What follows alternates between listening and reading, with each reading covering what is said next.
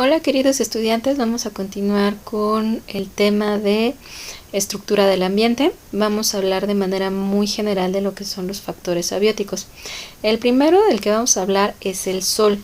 El sol es la principal fuente de energía de la Tierra y es la principal fuente de energía también para los organismos autótrofos.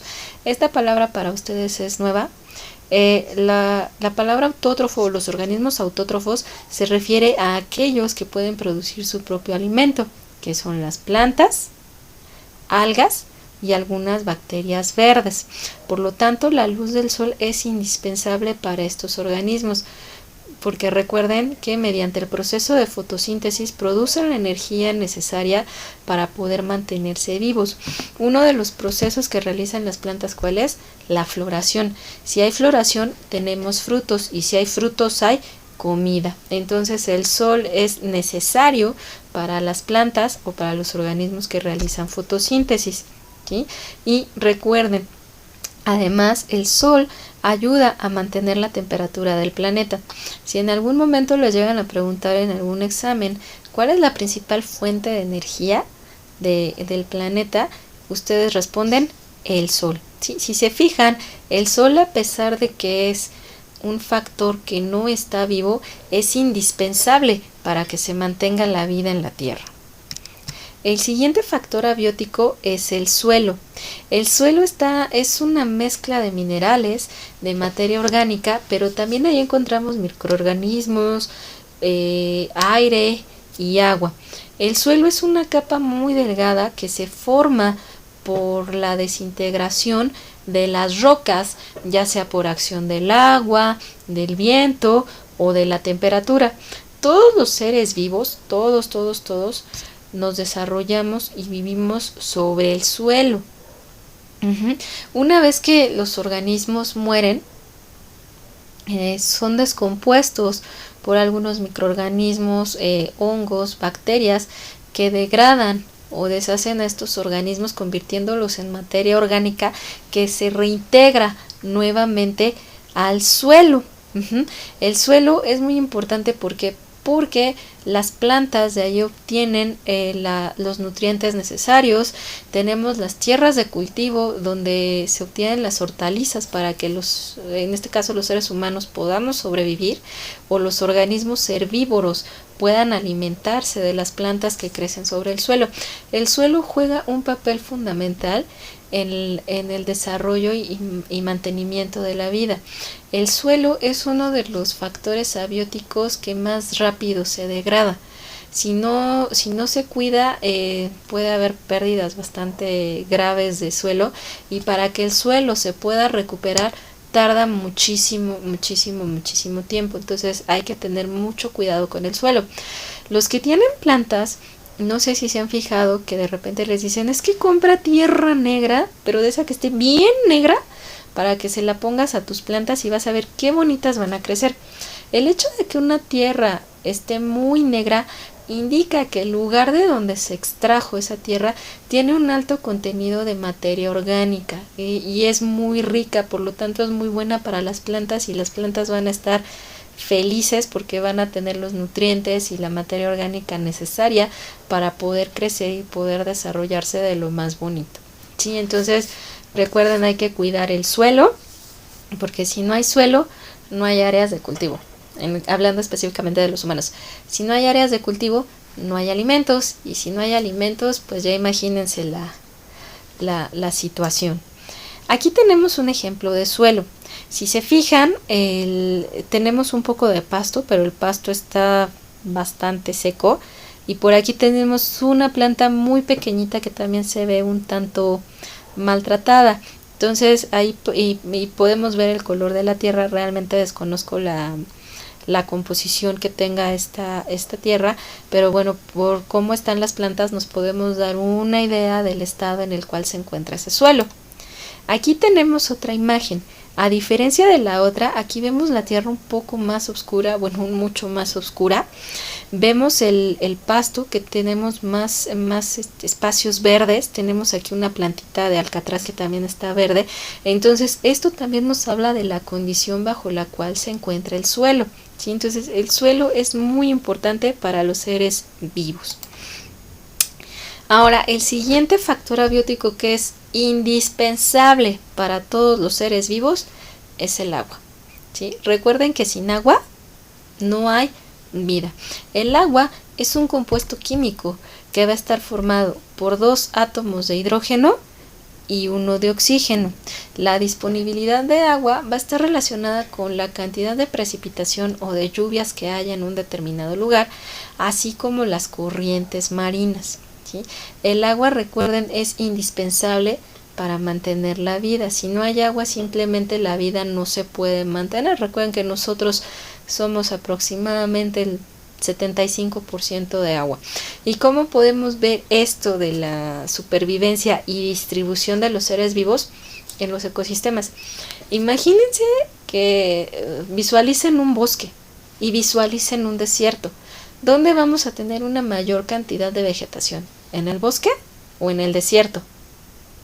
Pues en el bosque, porque tenemos un mayor aporte de agua en los bosques. En los desiertos vamos a tener vegetación, sí, pero fíjense cómo va a ser esa vegetación. La vegetación del desierto generalmente es chaparrita. ¿Por qué? Porque la disponibilidad de agua es mucho menor comparada a la que tengo en un bosque. En un bosque, vean, la vegetación son árboles muy grandes, muy frondosos. ¿Por qué? Porque tienen una disponibilidad de agua muy alta. Entonces el agua también va a permitir la distribución de los seres vivos. Entonces fíjense cómo, a pesar de que el agua, el suelo y el sol no son factores vivos, sí influyen de manera directa en la supervivencia y distribución de los seres vivos, incluido el humano, ¿sí? ¿Dónde vemos más asentamientos humanos? ¿En lugares donde hay mucha agua o en lugares donde hay poca agua? Pues en lugares donde hay mucha agua. En las grandes ciudades ese es el problema que se está presentando, que cada vez hay menos cantidad de agua. Aquí vemos que la disponibilidad de agua está relacionada con la cantidad de lluvias, pero vean en la Ciudad de México, sobre todo en las zonas altas, lo que es las zonas altas de Tlalpan, de Milpalta, llueve muchísimo. Y no sé si se han fijado que se forman ríos de agua tremendos, pero ¿qué es lo que está pasando? Que en esas zonas, sobre todo lo que es Tlalpan, tenemos escasez de agua. ¿Pero por qué? Porque como ya somos muchos, la mancha urbana está creciendo mucho, ya no existe esa filtración hacia los mantos acuíferos para que exista esta recarga de agua y podamos tener esa disponibilidad de agua. Si se fijan, ya no, y entre más grande sea la población, más grande va a ser la mancha urbana, más grande va a ser pues el concreto que cubra estas grandes ciudades, y por lo tanto va a haber una mayor escasez de agua, además de la sobreexplotación de los mantos acuíferos. Entonces, muchachos, a cuidar el agua. Aquí tenemos ejemplos de agua. Esta es una cascada del estado de Hidalgo, y aquí tenemos las gotitas de lluvia que podemos ver en nuestras ventanas. Entonces, tenemos disponibilidad de agua, sí, pero la cantidad de agua dulce de la cual podemos echar mano para nuestras necesidades, realmente el porcentaje es muy poquito. Bien, vámonos con la atmósfera. La atmósfera es un factor abiótico también súper importante. La atmósfera es la capa de gas que va a cubrir a la Tierra para protegerla de la entrada de radiación solar de manera directa. Además de que la atmósfera tiene un papel bien importante. ¿Por qué? Porque regula la temperatura durante el día y la noche.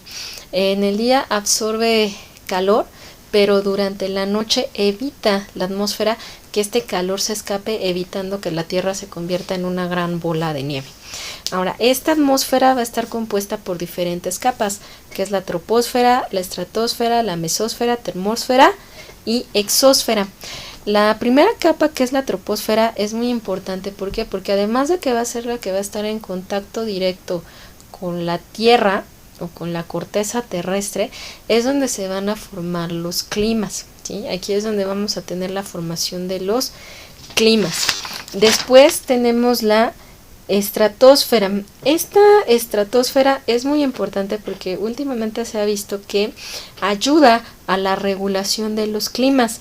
pero además las variaciones que se presentan en esta capa de la atmósfera dan indicios de cómo o de las consecuencias que podría tener el cambio climático, ¿sí? Entonces esto nos va dando indicios del cambio climático y además cumple una función bien importante porque evita la entrada de los rayos UV.